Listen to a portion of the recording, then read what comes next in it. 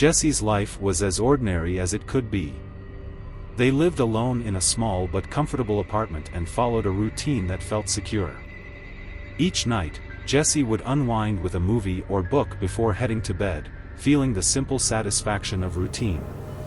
But one evening, that quiet peace was interrupted by a call from a strange number, 555 haunt.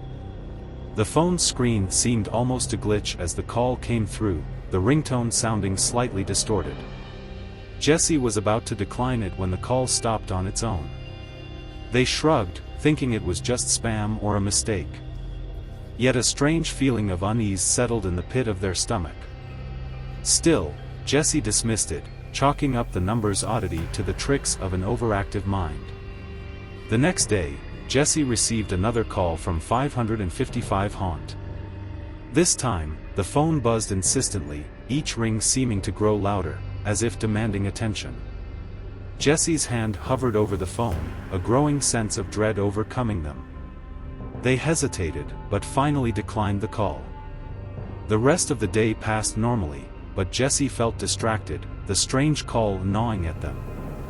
As night fell, Jesse tried to settle into their usual routine, but a restlessness took hold, keeping them on edge. Lying in bed, the room felt too dark, too silent, and the air thick with an unfamiliar tension. When the phone buzzed again in the dead of night, Jesse bolted upright, their heart pounding. Once again, the screen displayed 555 haunt. Curiosity mixed with fear, and before they could talk themselves out of it, they pressed answer. "Hello?" Jesse's voice was barely a whisper. Silence filled the other end of the line, only to be broken by a faint, static-laden whisper that barely formed words, "I'm closer than you think." The line went dead, and Jesse's room fell into a heavy, unnatural silence. Jesse stared at their phone, dread settling like a cold weight on their chest. Jesse tried to sleep but was haunted by unsettling dreams of shadows that crept and twisted in the corners of their room. Each shadow seemed to pulse with a life of its own, moving closer, watching, waiting. Morning came, but it brought no relief. Jesse tried to shake off the lingering unease and went about their day, but a strange paranoia had taken root. They jumped at small sounds, checked their phone constantly, half expecting the number to appear again. By the third day, the calls became more frequent, and each time Jesse picked up, the voice on the other end grew more distinct, almost familiar, yet always impossible to place. Every call brought the same words, whispered in a voice that seemed both playful and malicious, "You invited me." Jesse tried to laugh it off as a prank, a scam, anything that would make sense. But deep down, they felt it was something more. It was as if by answering that first call, they'd opened a door, and now something dark had crossed over. Determined to end the madness, Jesse blocked the number, feeling a brief surge of relief. But that night, the phone buzzed again, and to their horror, 555 haunts still appeared on the screen. Shaken, Jesse tried everything, changing settings, even leaving the phone off. Yet somehow, each time they turned it on, there was a new missed call. Jesse found themselves growing paranoid, jumping at shadows, feeling as if eyes were constantly on them. The usual sounds of the apartment, a creak here, a gust of air there, became ominous, and each flicker of light felt like a warning. Soon, strange things began happening in Jesse's apartment. Doors were left open, objects moved from where they'd been left, and shadows seemed to stretch and shift in unnatural ways. Jesse felt like they were losing their grip on reality. Desperate for answers, Jesse confided in a friend. The friend listened, then shrugged it off as Jesse's imagination playing tricks. But Jesse couldn't shake the sense that something far darker was at play. That night, Jesse sat alone in their dimly lit living room, clutching their phone as if it were both a lifeline and a curse. When it rang again, they picked up, heart racing. "What do you want from me?" they asked, voice barely above a whisper. The response was a soft, chilling laugh, dripping with malice. "You invited me," the voice replied, with an edge that sent a shiver down Jesse's spine. "Now you can't escape." Jesse quickly hung up, their hands shaking uncontrollably. They felt trapped, as though the walls themselves were closing in. Over the next few days, Jesse's condition deteriorated. Dark circles formed under their eyes, and they jumped at every small sound.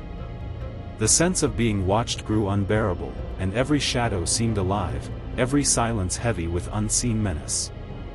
They started seeing a figure in the reflections of mirrors and windows, just a silhouette at first, barely there, but unmistakable. Every time they looked, the figure was a little closer. Jesse's apartment felt like a prison, each room a trap that held them captive. They tried everything to make it stop, from pleading with the unseen entity to ignoring the calls entirely. But each attempt only seemed to anger it further. Messages began appearing on mirrors and walls, words scratched into the paint, "You invited me." Jesse felt utterly alone, drowning in terror and isolation. One night, desperate and terrified, Jesse fled the apartment. They wandered the darkened streets, feeling a presence behind them, like a shadow lurking just beyond their sight. Jesse quickened their pace, but the presence matched it, each step heavier, closer, like a predator closing in on its prey. Heart pounding, Jesse broke into a run, turning corner after corner, hoping to lose whatever was following them. But the figure stayed close, a dark shape just beyond reach, its form twisting and stretching in the dim light. Jesse tried to hide in an alley, pressing against the cold brick wall, barely daring to breathe. But even there, they could feel it, the presence hovering just beyond the darkness, waiting patiently, feeding on their fear. Finally, exhausted and out of options, Jesse collapsed in the middle of the street, unable to run any longer. The figure stepped forward, a dark, featureless form that radiated malice. Jesse looked up, terror-stricken, as the figure leaned closer, extending a hand that seemed to blur and smoke, as if it were made of pure darkness. Jesse's voice cracked as they whispered, "What, are you?" The figure's mouth twisted into an impossible, hollow grin, and it leaned in close.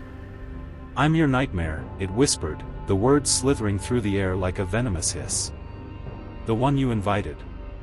Jesse tried to scream, but the sound was swallowed by the darkness as the figure enveloped them, pulling them into its suffocating embrace. Days later, another person picked up their phone, seeing a missed call from 555 Haunt. They hesitated, curiosity mingling with caution. But then, they answered. It starts with a call, a simple call from a strange number.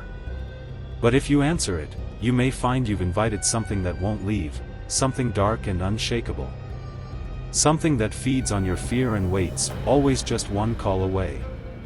The cycle continues, passing from one victim to the next, a curse hidden in plain sight, waiting for the next person curious, or unfortunate, enough to answer.